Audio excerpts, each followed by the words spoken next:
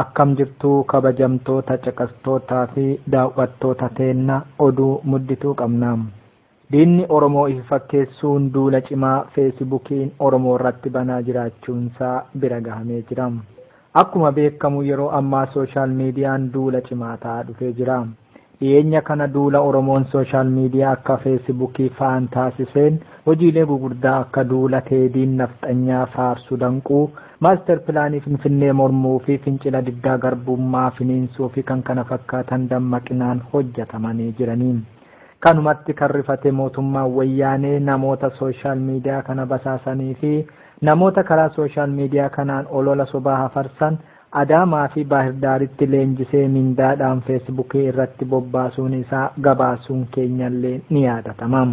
Gareen kunneen ammallee waan sadi irratti bobba'anii hojjechaa jiraniin.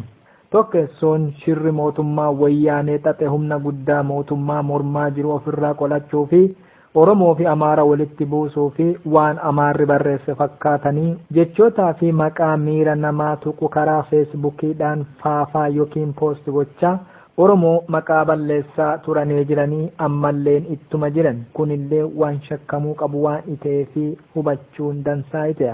Lammeessoon namoonni kunneen hojii dabaa kan Oromoo irratti xiyyeeffate gara biraa hojjechaa jiran isaanillee maqaa musliimaa kan sobaa ofitti baasuuf yookiin moggaasuunii fi suurota gocha musliimotaa mul'isan feesibuukii irratti faafachuu yookiin poost godhachuun gocha ISIS yookiin gocha warra mankaraarsitoota amantaa Islaamaa Iraaqii fi Sooriyaa keessaa afaan Oromootiin jajaa turaniiraniin Oromoota hordoftoota amantaa musliimaa garasitti harkisuun maqaa balleessuun hojii akkanaa hojjechaa turaniiranillee ammalleen ittuma jiru. Uummata Oromoo ilaalcha amantaatiin shakkii guddaa keessatti uumuu fi diinni kana hojjechaa akka jiru beekamuu qaba. Sadeessoo namoonni gocha lammeessoof tokkeessoo hojjechaa turan kun ammoo amma as garagalanii irreechi uummata Oromoo ilaallatu irreechi ayyaana masqalaa kan Amaaraati. Saayintistoonni salaalee gubaa jedhanii as nutti fidanii achitti bishaaniif sagaduu mukaaf sagaduu amantaan durii kan paagaanii jedhamu kun nuti warri Islaamaa keessaa hin qabnu maaloo jedhaa duula guddaa irreecha irratti bananii jiranii.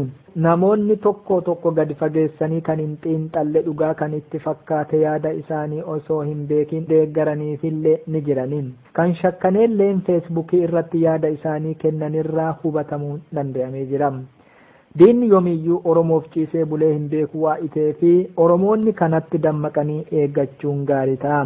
Namoota ilaalcha akkanaatiin deemanillee ofirraa block gochuun yookiin feesibuukii ofirraa darbuun dansaa ta'a. Hordoffii taasifameen namoonni kunneen ta'e jedhanii wal bira taa'anii hojii kana hojjechaa kan jiran yoo ta'u yookiin nama tokkottuu kompiitara hedduu banee maqaa garaagaraatiin hojii akkanaa maqaa Oromoo xureessu kana yeroo wal fakkaatu keessatti yaada deeggarsaa fakkeessee namoota dogongorsiisuuf hojii akkanaa hojjechaa jira. Hordoffii biraatiin argannoon biraa argamillee namoonni kunneen halkaniif guyyaan ta'e jedhanii hojii kana hojjechaa jiraachuun isaanii mindeeffamtoota feesibuukii kan wayyaaneen leenjiftee afaan Oromootiin feesibuukii irratti bobbaaste isaan fakkeessee jira.